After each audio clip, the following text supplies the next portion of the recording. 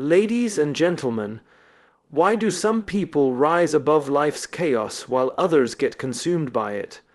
Why do a few stay centered and calm, even when the world around them is spinning out of control?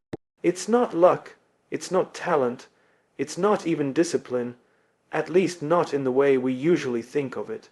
It's mental mastery. See, we were never taught how to think. We were taught what to think, what to do, how to follow, but not how to lead ourselves.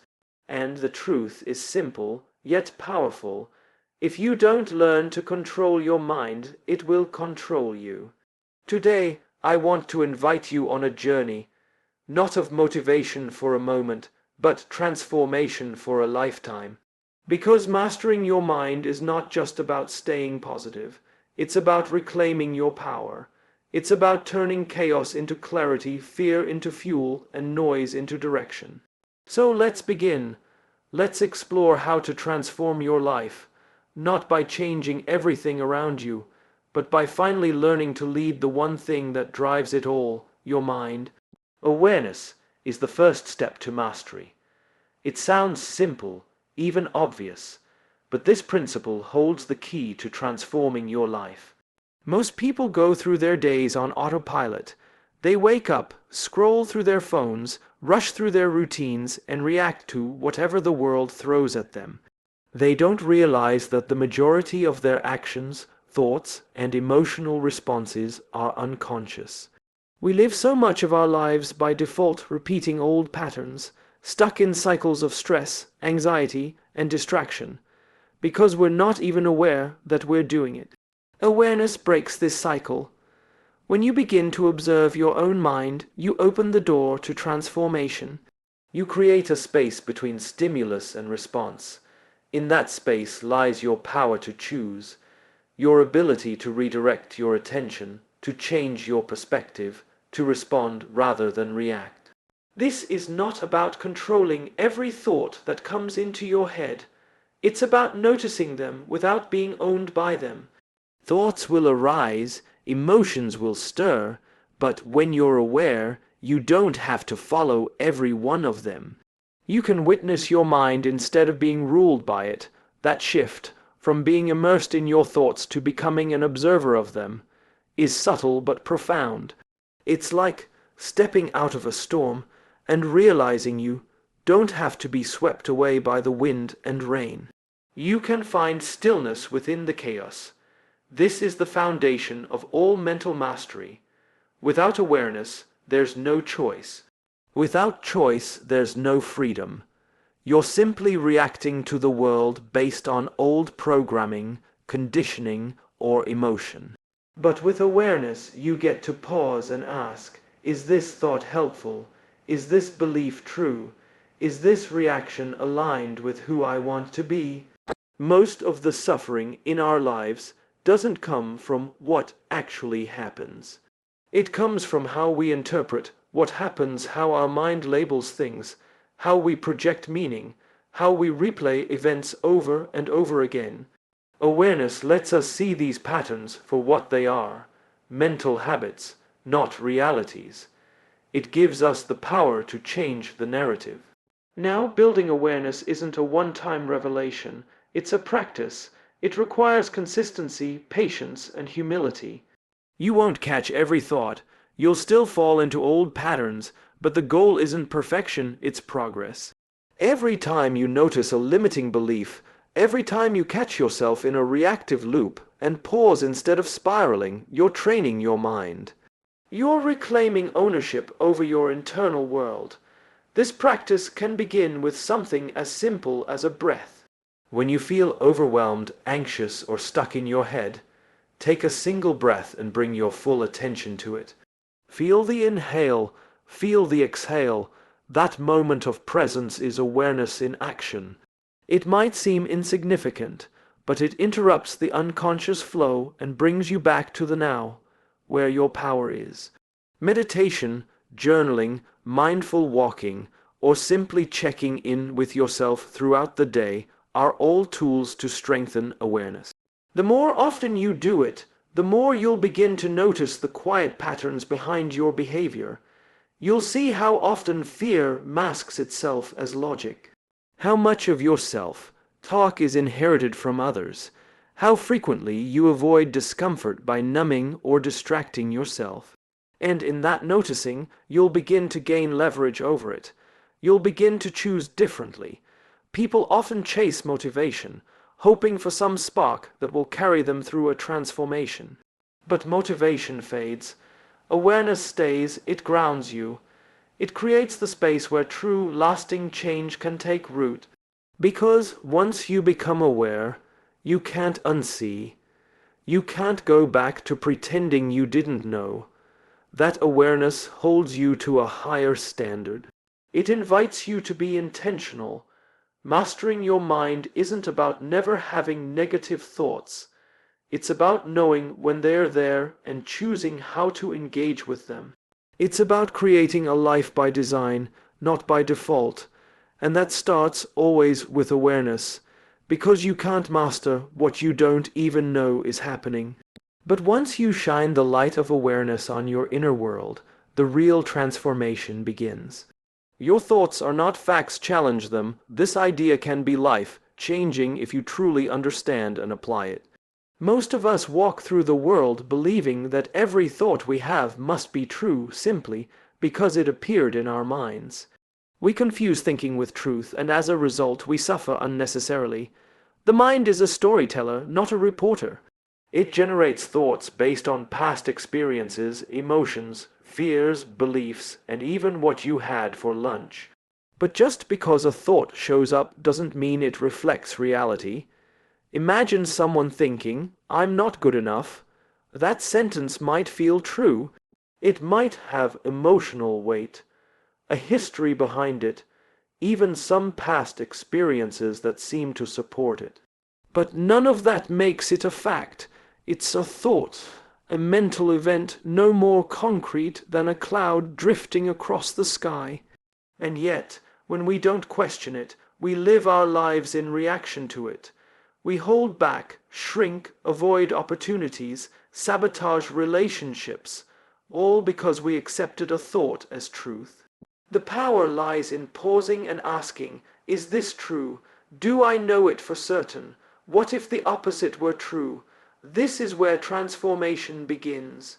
Not by trying to have only positive thoughts, but by learning to examine the ones that hold us back. When we bring curiosity instead of judgment to our thinking, we stop being victims of the mind and start becoming students of it. Your brain is wired to detect threats, avoid discomfort, and preserve energy. That means it will often feed you thoughts that lean toward fear, negativity, and doubt. It's not trying to harm you, it's trying to protect you. But protection and growth don't always go hand in hand. You have to step beyond the automatic thoughts to grow, and that means learning to challenge them. Let's take another example. I'll never be successful. If you believe that thought, your actions will follow that belief. You might not try, you might procrastinate or settle. But if you stop and question it, genuinely investigate where it comes from, you might discover it's not even your voice. Maybe it's something a teacher said when you were young. Maybe it's rooted in a single failure that you've blown out of proportion. The moment you challenge the thought, you begin to loosen its grip. It doesn't control you anymore. This doesn't mean denying every uncomfortable thought. It means holding them with open hands instead of clenched fists. It means making space between what you think and what you do. That space is where growth happens. When you no longer treat every thought as a command, you start to reclaim authority over your mind. Challenging your thoughts also opens the door to alternative perspectives. Maybe the thought "I'm stuck" isn't a fact, it's a feeling. And feelings pass. Maybe "I'm behind" is just a comparison trap, not an accurate reflection of your life. Once you see these as interpretations, not absolutes, you get to decide whether to keep them, reframe them, or release them altogether. One of the most effective tools for this is writing your thoughts down. When you see them on paper, you create distance. You can analyze them objectively. Ask yourself, what's the evidence for this? What's the evidence against it? What would I tell a friend who believed this? You'll often find that thoughts that seemed powerful in your head lose their hold when examined on the page. Mental mastery isn't about thinking only happy thoughts. It's about learning how to respond to all thoughts skillfully. It's about recognizing patterns like catastrophizing mind, dreading black and white thinking, and refusing to let them define your reality. It's about developing a mindset that's flexible, resilient, and grounded in awareness rather than fear. Over time, as you practice challenging your thoughts, you'll start to build a new default setting in your mind, one that doesn't immediately believe everything it thinks, one that asks better questions, one that responds rather than reacts. This is where true confidence comes from, not from perfect outcomes, but from knowing that your thoughts don't own you. In a world where your inner dialogue often determines your outer reality, learning to question your thoughts is not just a mental habit. It's a survival skill. It protects your peace, your clarity, and your potential. Because the most dangerous prison is the one you don't know you're in. And the bars are often built from unchallenged thoughts. Once you learn to separate fact from fiction in your own mind, you stop living in fear of your thoughts. You start leading them, and that's when everything begins to change. Emotions are messengers, not dictators. This is a concept that can radically shift how you live, how you lead, and how you relate to yourself. Too many people go through life either suppressing their emotions or being ruled by them.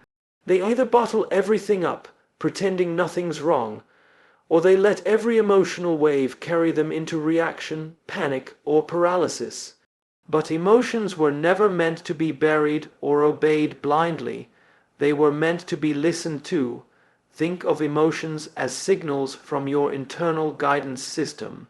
They arise to tell you something about what's happening inside or around you.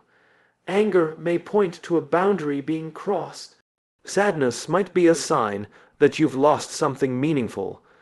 Anxiety may be calling your attention to uncertainty or misalignment. These emotions aren't problems in themselves, they're data. But what we often do is either run from them or become consumed by them. That's where the real problems begin. When you treat emotions like dictators, you hand over your power. You feel afraid, so you avoid the challenge. You feel rejected, so you lash out or shut down. You feel uncertain, so you stop trying. The emotion becomes the authority, the decision maker, the one in control. And often those emotional reactions are rooted not in the present moment, but in old pain, past experiences, and unhealed wounds. So your life starts to be shaped not by your vision, but by your emotional residue. On the other hand, when you suppress emotions, you disconnect from valuable information. You ignore the signals that could help you grow, set boundaries, or make better choices. What's repressed doesn't disappear. It shows up in other ways. It leaks out as stress, exhaustion, resentment, or even physical illness. You may look like you have it all together on the surface, but underneath, you're carrying a storm you never acknowledge. The middle path, the path of mastery, is recognizing emotions as messengers. You don't run from them, and you don't let them take the wheel. You listen, understand, and then choose how to respond. That choice is what separates reaction from leadership. It's what turns emotional chaos into emotional intelligence. To do this, you first need to cultivate awareness. When a strong emotion hits anger, fear, shame, pause. Instead of immediately acting on it or pushing it away, ask yourself, what is this emotion trying to tell me? Where is it coming from? Is it about this moment, or is it touching something deeper inside me? That level of inquiry transforms your relationship with your emotions. You start to see them not as enemies or authorities, but as allies in self-awareness. It also helps to name what you're feeling. The act of labeling an emotion creates distance from it. When you say, "I feel anxious," rather than "I am anxious," you remind yourself that the emotion is a passing experience, not your identity. You can feel something deeply without becoming it. Over time, you begin to notice the patterns. You'll see how certain triggers consistently provoke certain emotional responses. You'll realize how much of your inner world has been on autopilot. And with that realization, you can start making different choices. You can have the feeling without the fallout. Learning to work with your emotions rather than against them also deepens your empathy for yourself and for others. When you understand your own emotional signals, you become more attuned to what others might be going through. That builds connection, trust, and emotional maturity. It allows you to lead not just with strength, but with presence and compassion. Mastering your emotions doesn't mean you never feel pain. It means you know how to move through it. It means you can face discomfort without falling apart or running away. It means you trust yourself to handle whatever arises. That's real power, not the absence of emotion, but the ability to hold it wisely. In a world that often praises logic and suppresses feeling, emotional mastery is an act of courage. It's a commitment to showing up for your inner life, to learning from it rather than fearing it. Emotions are not signs of weakness. They are signs that you're alive, human, and capable of growth, but only if you stop letting them control your story. When you stop treating emotions as dictators and start treating them as messengers, everything changes. You no longer react impulsively, you respond intentionally. You no longer fear what you feel. You respect it, learn from it, and move forward. That's the essence of mental mastery. Not control in the rigid sense, but command rooted in awareness. Not suppression, but integration. And when you live this way, when you lead your emotional world instead of being led by it, you don't just transform your inner life. You transform how you show up in the world. Discipline starts with mental boundaries. Many people think discipline is all about routines, early mornings, and self-control over physical habits. While those are important, they are not the foundation. True discipline begins in the mind with the boundaries you set around your thoughts, your focus, and your mental energy. Without those inner boundaries, all your outer routines will eventually collapse. Because the real challenge is not what you do with your time. It's what you allow your mind to entertain. Your mind is constantly being pulled in 1,000 directions. Notifications, distractions, worries, comparisons, doubts. If you don't establish boundaries, your focus will be hijacked and your energy scattered. You'll find yourself exhausted without having done anything meaningful. You'll plan to take action, but get lost in overthinking. You'll set goals, but talk yourself out of them before you even start. That's not a lack of willpower, that's a lack of mental boundaries. A mental boundary is the decision to protect your attention from unnecessary noise. It's the choice to say no, not just to external distractions, but to internal ones as well. It's refusing to let every anxious thought spiral, every insecurity speak, and every impulse dictate your next move. Without these boundaries, your mind becomes a chaotic playground where anything goes. And chaos is the enemy of discipline. Think about how much time you lose not because of laziness, but because of mental leakage. You might sit down to work, but your mind drifts to what someone said to you yesterday, or what might go wrong tomorrow. That drift, those moments of unguarded thought, slowly chip away at your focus, your motivation, and your consistency. Discipline isn't just about getting up and doing the work. It's about noticing when your mind tries to escape the work and gently bringing it back. Mental boundaries are what allow you to manage that. They create a space where your intentions can breathe without being suffocated by doubt and distraction. They help you train your mind to stay where your body is, to remain present, engaged, and directed. That doesn't mean you'll never get distracted or discouraged, but it means you won't let those moments define your direction. Setting mental boundaries also means learning to limit what kind of self-talk you tolerate. Discipline suffers when you allow your inner critic to run wild. Thoughts like "I'm not good enough," "this won't work," or "what's the point" may appear, but discipline means you don't entertain them. You acknowledge them, and then you return to your chosen path. Just like you wouldn't allow someone else to constantly insult you without consequences, you must learn not to let your own thoughts sabotage your focus and confidence unchecked. You also need boundaries with information. We live in a world of constant input, news, social media, opinions, endless streams of content. And while knowledge is valuable, mental clarity is even more so. A disciplined mind doesn't consume everything just because it's available. It consumes what aligns with its goals. It protects its bandwidth. Because what you feed your mind shapes your mood, your mindset, and ultimately your actions.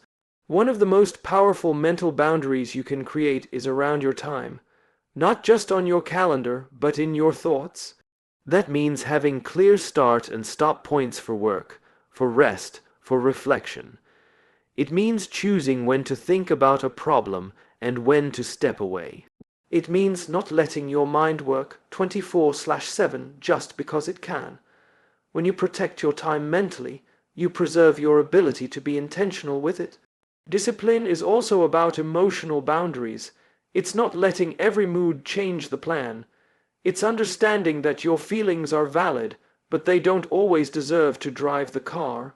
Some days you'll feel inspired, others you won't. Mental discipline means showing up anyway, not because you feel like it, but because you made a commitment to yourself. And that's what all boundaries really come down to: self-respect. When you draw a line around your attention, your thoughts, and your energy, you're telling yourself that your goals, your peace, and your purpose matter. You're no longer living at the mercy of every distraction or emotion. You're choosing what to allow in and what to let go of. That's strength, that's leadership, that's discipline. So the next time you think discipline is just about sticking to a schedule, remember this. The schedule will fall apart if your mind doesn't have boundaries. Everything begins internally. Guard your thoughts, protect your focus, and lead your mind like it matters, because it does. And when your mental boundaries are firm, your external discipline becomes unshakable. Rewire your inner dialogue to reshape your reality. The way you speak to yourself matters more than most people realize. Every day, you're having silent conversations in your head about who you are, what you're capable of, what's possible for you. And over time, those conversations form your beliefs. Your beliefs shape your behavior shapes your life. If your inner dialogue is filled with doubt, criticism, fear, and limitation, your external world will reflect it. But if you learn to rewire that voice to make it supportive, empowering, and grounded in truth, you begin to shift the way you experience reality. Most of us inherited our self-talk from childhood, from authority figures, from moments of failure or pain. Maybe someone once told you you weren't smart enough. And now that belief echoes in your mind every time you face a challenge.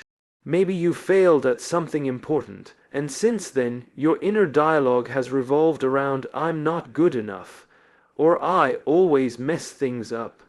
These messages, though untrue, get repeated so often that they start to feel like facts, but the truth is, they're just patterns, habits of thought. And like any habit, they can be changed. You can rewire your inner dialogue by becoming conscious of it, questioning it, and intentionally replacing it with something better. Not something fake or blindly positive, but something real, something rooted in growth, potential, and self-respect. This process starts with awareness. You can't change what you don't notice. Begin by listening to yourself throughout the day. What do you say when you make a mistake? When you're trying something new? When you're alone with your thoughts? Most people are shocked to discover how harsh their inner voice really is. You might find that you speak to yourself in ways you would never speak to a friend.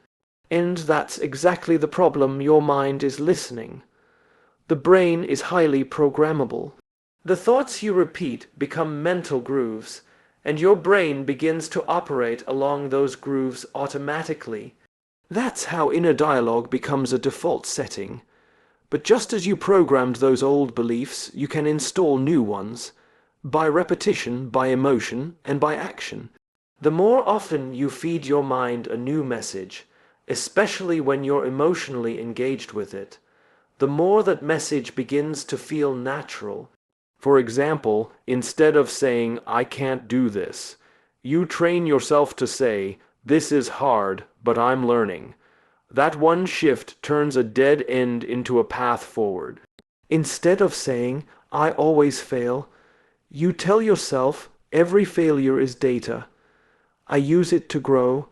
These are not just feel-good affirmations. They are mental strategies.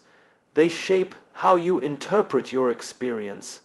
They keep you in motion when your old script would have made you stop. Another powerful method is to attach new dialogue to daily actions. When you wake up, speak a sentence of intention. Today, I lead my mind, I don't follow it. When you face a challenge, remind yourself, this is an opportunity to get stronger.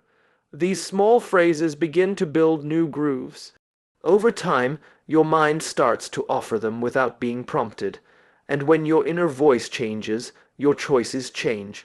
This isn't about pretending everything is okay when it's not. It's about creating a mindset that supports resilience instead of reinforcing defeat. It's about becoming your own ally instead of your worst critic. The way you talk to yourself in the quiet moments when no one's watching, when you're uncertain, when you're tired, those are the moments that define your future. You also rewire your inner dialogue by surrounding yourself with better language. What you read, listen to, and speak about matters. Choose books, podcasts, and people who reflect the kind of mindset you want to build. Your environment feeds your internal narrative. Fill it with things that reinforce belief, not doubt. And most importantly, take action. Nothing rewires the mind faster than consistent movement in the direction of your values. When you act like someone who believes in themselves, your inner voice begins to align with that identity. Action tells the mind, this is who we are now. So don't wait until your inner voice is perfect to begin. Begin, and your voice will evolve with you. Your reality is not just shaped by what happens to you. It's shaped by how you interpret what happens. And that interpretation flows directly from your inner dialogue. So if you want to live a different life, start with the way you speak to yourself. Speak with power. Speak with purpose. Speak like someone who's becoming the person they were meant to be, because you are. And your voice is leading the way. Mental mastery isn't about suppressing your thoughts and emotions. It's about creating space between them and your response. That space is where your power lives. Most people go through life reacting. A thought appears and they believe it. An emotion rises and they act on it. There's no gap, no pause, no reflection. But that's not control, that's autopilot. If you want to lead your mind instead of being led by it, you need to learn to live in that space between what happens inside you and how you choose to respond. Your thoughts will always come and go. They're part of being human. Some will be helpful, others won't. Some will be inspired, others will be triggered by fear or insecurity. The same goes for emotions, they rise like waves. You'll feel joy, doubt, frustration, anger, excitement. Mental mastery doesn't mean those experiences disappear.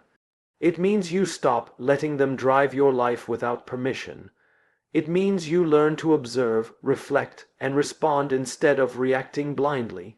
To do this, you must first practice awareness.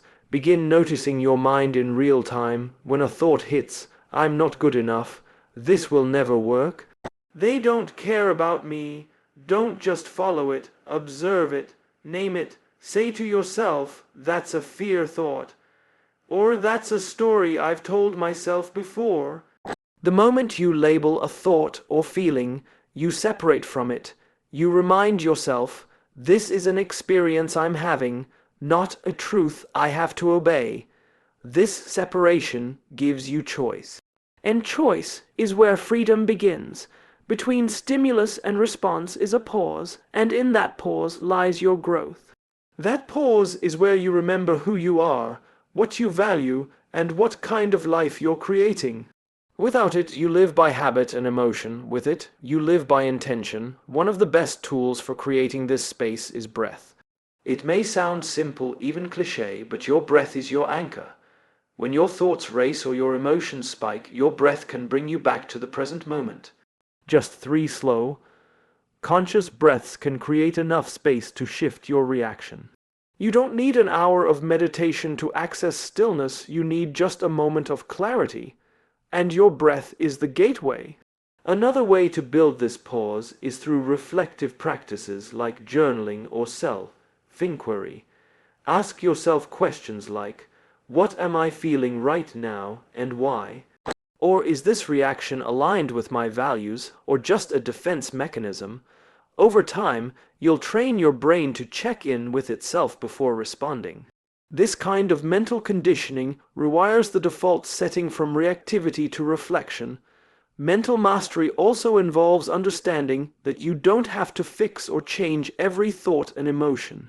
You just have to learn not to be ruled by them. You can feel afraid and still move forward. You can feel angry and choose to respond with calm. You can feel doubt and still commit to the task. Mastery is not about perfection, it's about presence.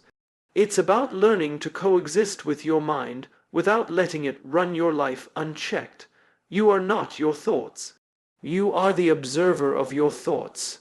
You are not your emotions. You are the container that can hold them without drowning in them.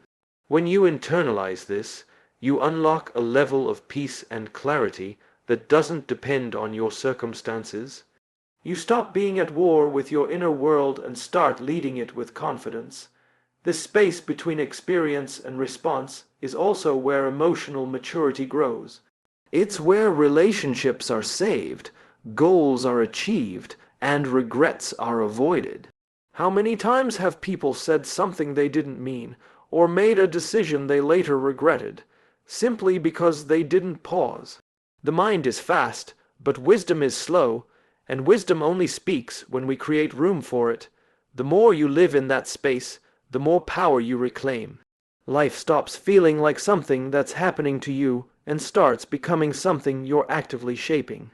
You're no longer pushed around by every internal storm. You learn to sit with discomfort, to think before acting, to respond instead of react. And in that shift, everything changes. That's the essence of mental mastery. Not a life without thoughts or feelings, but a life where you are no longer controlled by them. A life where you lead with awareness, with presence, with purpose. When you master that space, you master your mind. And when you master your mind, you transform your life.